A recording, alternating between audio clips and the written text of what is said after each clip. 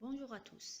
Par le présent poster, j'ai l'honneur de participer à cette première conférence internationale organisée par la faculté de maths et des sciences de matière de l'université de Ouargla, dont le thème est intitulé Valorisation des produits naturels et leur application durable dans l'élimination des colorants par adsorption. Les techniques et les procédés de dépollution des eaux sont multiples, tels que la précipitation chimique, les procédés membranaires, la coagulation, la flocculation, l'échange d'ions et l'adsorption.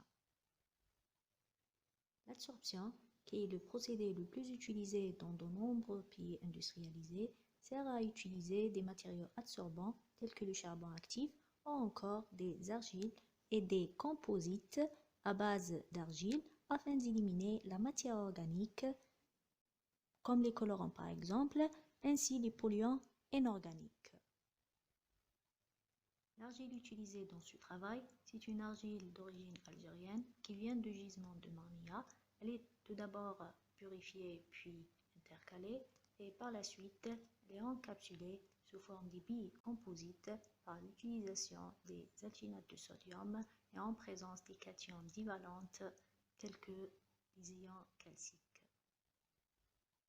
La caractérisation des échantillons préparés montre que les matériaux composites présentent une structure poreuse plus ou moins hétérogène et l'analyse des échantillons par infrarouge à transformer de Fourier montre l'apparition des bandes caractéristiques des groupements fonctionnels de OH de la couche octaédrique et la liaison SiO caractéristique de la structure de l'argile. Pour les tests d'adsorption, les absorbances correspondantes aux concentrations résiduelles ont été mesurées à l'aide d'un spectrophotomètre UV visible.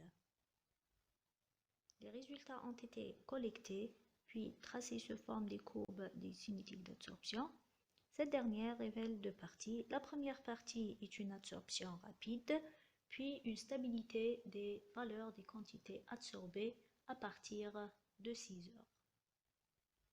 La modélisation des cinétiques d'adsorption montre que les résultats expérimentaux sont décrits par le modèle de pseudo-second ordre et le modèle de diffusion intraparticulaire.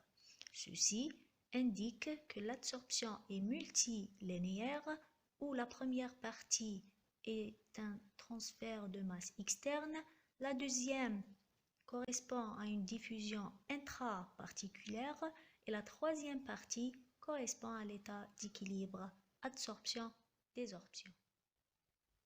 La modélisation mathématique des isothermes d'adsorption montre que les deux modèles Langmuir et Freundlich s'adaptent mieux pour décrire l'adsorption des colorants cationiques sur les différents composites poreux testés pour ce travail.